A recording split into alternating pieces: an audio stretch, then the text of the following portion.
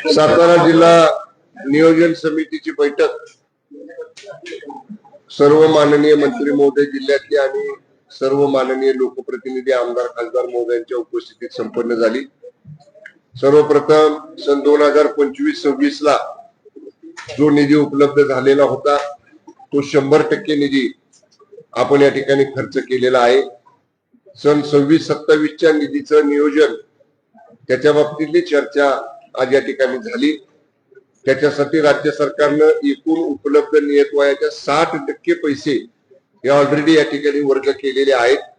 आम्ही सर्व माननीय मंत्री महोदयांनी विशेषतः या ठिकाणी सूचना प्रशासनाला विनंती लोकप्रतिनिधींना केलेली आहे की 15 ऑगस्ट पर्यंत या वर्षीच्या कामांचे प्रशासकीय मान्यतेचे प्रस्ताव हे जिल्हाधिकाऱ्यांच्याकडे या ठिकाणी त्यांनी द्यावेत आणि 15 ऑगस्ट नंतर 1 महिन्यात 15 सप्टेंबर पर्यंत सगळ्या कामांच्या वर्क ऑर्डर टेंडर प्रोसिजर पूर्ण करून कुठल्याही परिस्थितीमध्ये 15 सप्टेंबर पर्यंत कामं सुरू झाली पाहिजेत आणि मार्च एंडच्या अगोदर फेब्रुवारी एंडलाच ही जिल्हा नियोजन मधली कामं वेळेत पूर्ण केली पाहिजेत अशा पद्धतीचा निर्णय आजच्या बैठकीमध्ये झाला।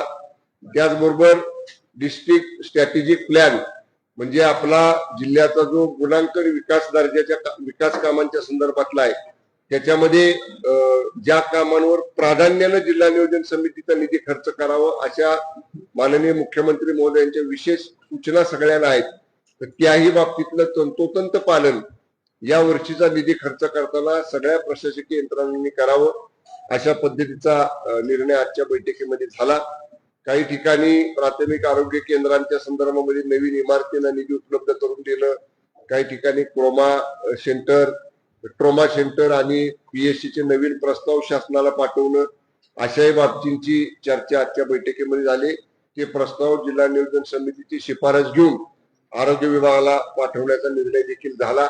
आता नजीकच्या काळामध्ये ज्या काही या ठिकाणी आरोग्याच्या संदर्भामध्ये प्राथमिक आरोग्य केंद्रामध्ये सुविधा द्यायच्या त्या सुविधा देण्यासाठी सुद्धा जिल्हा परिषदेनं प्राधान्याने त्याला जो निधी उपलब्ध करून दिला जाईल त्यातलं त्या द्याव्यात। मॅन पॉवर विशेषतः कंदाटी खोरे असेल, डोंगरी भाग असेल, दुर्गम भाग असेल तिथं पुरेशी मॅन पॉवर अशा परिस्थितीमध्ये प्राथमिक आरोग्य केंद्रामध्ये राहावी अशाही सूचना या ठिकाणी दिलेल्या आहेत। एकूणच पूर्ण खेळीमेळीच्या वातावरणामध्ये आजची बैठक संपन्न झाली। सर्व मान्य लोकप्रतिनिधींनी सकारात्मक सूचना जिल्ह्याच्या विकासासाठी केलेल्या आहेत त्याची नोंद प्रशासनाला घेण्याच्या सूचना दिलेल्या आहेत आणि त्याचं पालन देखील या ठिकाणी केलं जाईल। धन्यवाद। काही प्रश्न असतील तर विचारा।